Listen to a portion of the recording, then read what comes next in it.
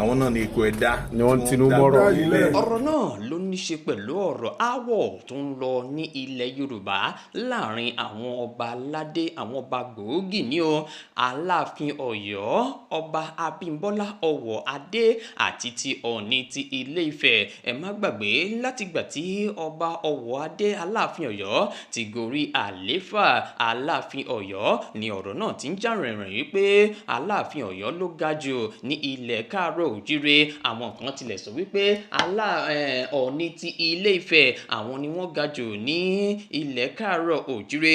ọ̀rọ̀ náà látìgbà náà ló ti ń jà rìnrìn lásìkò yìí. ó tún dé ibi tí àwọn èèyàn fi ń pe Aláàfin Ọ̀yọ́ lẹ́jọ́ wípé kí ló dé ó ti ṣàbẹ̀wò sí Sultan ti ìlú Sókótó, ó ti ṣàbẹ̀wò sí Olúwo ti ìlú Ìwó, ó ti ṣàbẹ̀wò sí àwọn ọba lọ́lọ́kọ̀ òjọ̀kan ní ilẹ̀ Káàárọ̀ Òjíire. kí ló dé tí ò ṣe dé ọ̀dọ̀ ẹni tí ń ṣe Ọọ̀ni ti Ilé-Ifẹ̀ ọba Ẹnìtàn Adéyẹyè? ó ti wá délẹ̀ báyìí o. Aláàfin Ọ̀yọ́ ọba Abímbọ́lá Ọ̀wọ̀-Adé ni wọ́n ti wá tan ìmọ́lẹ̀ sí ọ̀rọ̀ náà pátápátá ní àná òde yìí wípé àwọn èèyàn tí wọ́n fẹ́ ṣì àwọn ọmọ Yorùbá lọ́nà ni wọ́n ń gbé ìròyìn ẹlẹ́jẹ̀ yìí káàkiri wípé òun ò ní aáwọ̀ kankan pẹ̀lú Ọ̀ọ̀nìrìṣà Ọọ̀ni ti Ilé-Ifẹ̀ ọba Adéyẹyè Ògúnwùsì àti wípé àwọn ti ṣe àlàkalẹ̀ sílẹ̀ láti ṣe àbẹ̀wò sí Ọọ̀ni ti Ilé-Ifẹ̀ láìpẹ́ yìí. ó ní ó yẹ kí àbẹ̀wò náà ti wáyé ṣáájú ṣùgbọ́n látàrí ìrìn àjò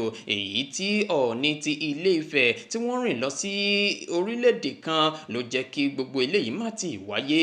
ẹni tí wọ́n ṣe Aláàfin Ọ̀yọ́ ọba Abímbọ́lá Ọ̀wọ̀-Adé ni wọ́n wá fi àkókò tí wọ́n fi ṣe àbẹ̀wò sí ẹni tí ń ṣe ọba Olówú ti ìlú Kútà ní ìpínlẹ̀ kan lórílẹ̀‐èdè Nàìjíríà gẹ́gẹ́ bí wọ́n ti ṣe àbẹ̀wò sí ọba Ahmed Adékúnlé Makama ni wọ́n ti fi àkókò náà sọ di mímọ̀ fún àwọn oníròyìn wípé àwọn èèyàn nìkan ni wọ́n wà nídìí ọ̀rọ̀ yìí o tí wọ́n fẹ́ domi àlàáfíà ìlú rú ní ilẹ̀ Káàárọ̀ Òjíire wípé àwọn ò ní ìjà kankan pẹ̀lú Ọọ̀ni ti Ilé-Ifẹ̀ o kódà ni àwọn sì ń bá Ọọ̀ni ti Ilé-Ifẹ̀ sọ̀rọ̀ níbi tí àwọn ti lọ kí ọba kan ní àsìkò yìí ṣùgbọ́n àsìkò yìí gangan lásìkò tó tọ́ láti tan ìmọ́lẹ̀ sí gbogbo rẹ̀ kí gbogbo ohun tí ó ń jà rìnrìn nílẹ̀ kó lè tán. èmi ò níjà pẹ̀lú Ọọ̀ni ti Ilé-Ifẹ̀ o a máa tó ríra wa láìpẹ́ a tó ṣe àbẹ̀wò sí Ọọ̀ni ti Ilé-Ifẹ̀ tí wọ́n bá ti ibi ìrìn àjò tí wọ́n rìn dé.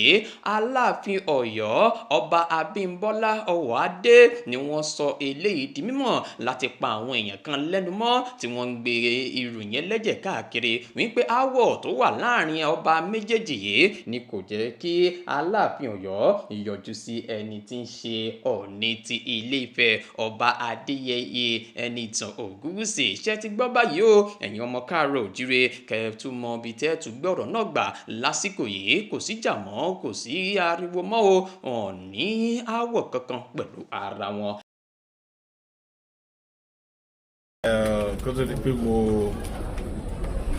kò ṣe nǹkan tó yẹ pé èèyàn fi ń pamọ́ kó tó di pé a bẹ̀rẹ̀ sí sọ pé ok a bẹ̀rẹ̀ sí ṣe gbogbo ọ̀nà bá ṣe rìn gbogbo àwọn ìrìn àjò wa lára àwọn ọba tí mo fi sọ́kàn pé màá dọ́dọ̀ wọn náà ní kábíyèsí Ọ̀ọ̀nìrìṣà tó dẹ̀ jẹ́ pé ìjẹta àbí ìjẹrin ni mo ti bá àwọn PA mi àti COS mi sọ̀rọ̀ pé wọ́n wo ìgbà tí a lè lọ bá wọn. wọ́n dẹ̀ ti pe àwọn tó jẹ́ PA wọn náà wọ́n bá wọn sọ̀rọ̀ kó tó di pé wọ́n sọ fún wọn pé láìpẹ́ pé àwọn lọ sí Kazakhstan.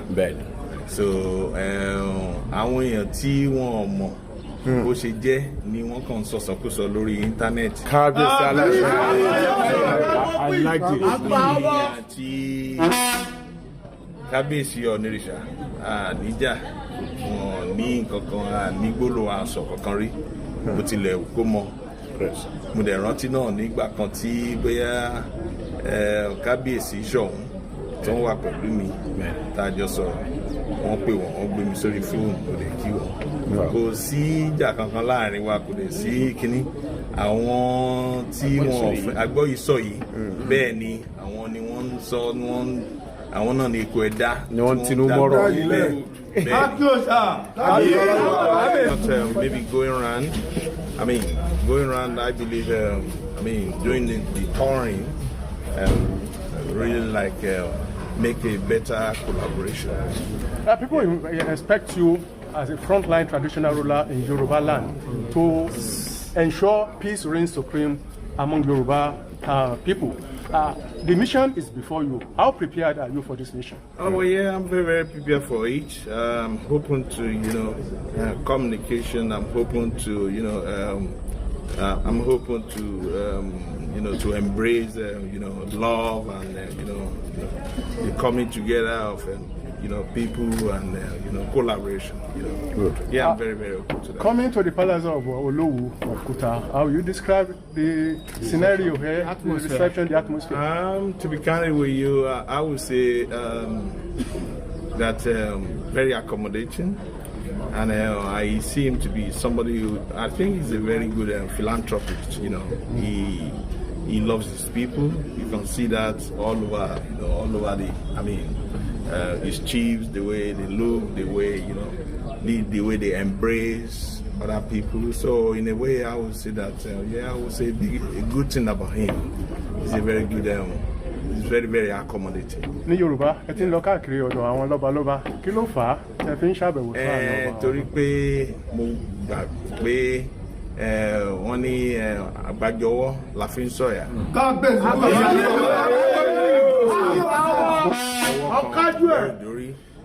Mo gbà pé bí mo ṣe ń lọ káàkiri yìí yóò jẹ́ kí n máa fira mi hàn. Pé nǹkan tí mo wá fún nílẹ̀ Yorùbá ni pé kí ìrẹ́pọ̀ wà nílẹ̀ Yorùbá àti pé kí gbogbo wa kájọ fìmọ̀ ṣọ̀kan láti lè gbé ilẹ̀ Yorùbá lárugẹ. Ìlera lọ́rọ̀. Ní ojoojúmọ́ ni ọ̀pọ̀ ènìyàn ná owó rọ̀gbọ̀rọ̀gbọ̀ sórí ètò ìlera. Èyí tó fi kún àkọsílẹ̀ mílíọ̀nù 2 tó bá lè mú àdínkù bá àkọsílẹ̀ yìí ìbá ti dára jù nípa gbígbé ayé ìlera pípé pẹ̀lú ìdùnnú àti ayọ̀ tó fi mọ́ mímu omi. Bẹ́ẹ̀ ni ẹ gbọ́ mi dáadáa, mímu omi. Ǹjẹ́ o ti gbọ́ nípa ẹ̀rọ omi hydrogen rich water HO1? Ẹ̀rọ ìpèsè omi hydrogen rich water HO1 ni wọ́n fi ṣe ìrànlọ́wọ́ fún ètò ìlera wa láti iléeṣẹ́ Best Ecotech Company tí wọ́n fi ìdí kalẹ̀ sí orílẹ̀-èdè Japan, tí iléeṣẹ́ Century Healthcare Limited sì jẹ́ ojúlówó alágbàtà wọn ní orílẹ̀-èdè Nàìjíríà àti ní ilẹ̀ adúláwọ̀ Áfíríkà. Omi hydrogen rich water kì í ṣe omi lásán. Omi tí o lè fi rọ́pò omi tó ń mu lójoojúmọ́ láti máa ṣe ìwòsàn fún àgọ́ ara rẹ nípa àwọn àìsàn àrùn bíi dárúkọ rẹ̀ bí o bá ṣe ń ṣe ọ́ sí. Tí wọ́n bá ti ní ẹ̀rọ ìpèsè omi hydrogen rich water HO1 lọ́wọ́, àbùṣebùṣe nìyẹn. Omi hydrogen rich water HO1 láti bí ẹ̀rọ ìpèsè omi yìí ni àwọn onímọ̀ ẹ̀rọ scientist dókítà fi òǹtẹ̀ lò láti máa mu bí omi lásán fún ìlera pípé. Ọ̀pọ̀ ẹ̀rí ló ti wá nípa mímu omi hydrogen rich water. Wọ́n ní omi tó ju owó rẹ̀ lọ ni. Inú àwọn kò bá ti dùn délẹ̀ ká ní àwọn ti ní ẹ̀rọ ìpèsè omi hydrogen rich water HO1 lọ́wọ́ tipẹ́tipẹ́. Síbẹ̀ àwọn sì ń dúpẹ́ fún omi hydrogen rich water yìí lójoojúmọ́. Ọgbọ̀n rọ̀ kòkó àgbọ̀n, ìwọ náà lè bẹ̀rẹ̀ sí ní mu omi hydrogen rich water lónìí tó bá ti ní ẹ̀rọ tí ń pèsè omi yìí ní ìkáwọ́ rẹ̀. Máa mu hydrogen rich water lónìí kó sì rí iṣẹ́ rẹ̀ lágọ̀ọ́ ara rẹ̀. Àìsí ń bẹ̀ láì bá wọn dá sí. Láti ní ẹ̀rọ ìpèsè omi hydrogen rich water HO1 lọ́wọ́, ẹ pè 0806 630 3810 0816 833-0743. Níbikíbi tẹ́ ẹ bá wà ní orílẹ̀-èdè Nàìjíríà àbí ní ilẹ̀ adúláwọ̀ Áfíríkà, ẹ̀rọ ìpèsè omi hydrogen rich water á kàn yín lára. Owó ìdákọ̀mọ́ lásán ni o. Ẹ wá gbọ́ o, iléeṣẹ́ Century Healthcare Limited nìkan ni ojúlówó alágbàtà ẹ̀rọ ìpèsè omi hydrogen rich water HO1 ní orílẹ̀-èdè Nàìjíríà àti ní ilẹ̀ adúláwọ̀. Mímu omi hydrogen rich water láti bí ẹ̀rọ ìpèsè omi hydrogen rich water, àlá rere ìlera pípé ti wá sí ìmúṣẹ.